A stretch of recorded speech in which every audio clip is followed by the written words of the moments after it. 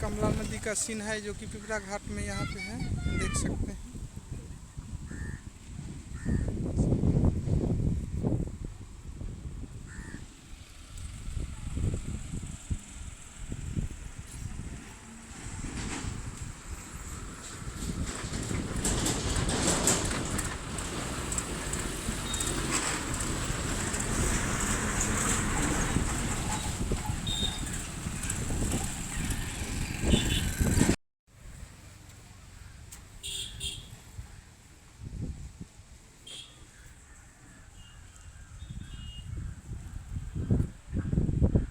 अभी हम पिपरा घाट में हैं और पिपरा घाट में जो है सो पुल बन रहा है। देखिए किस टाइप का बन रहा है और कितना दिनों से बन रहा है, आप लोग देख सकते हैं इस वीडियो के माध्यम से।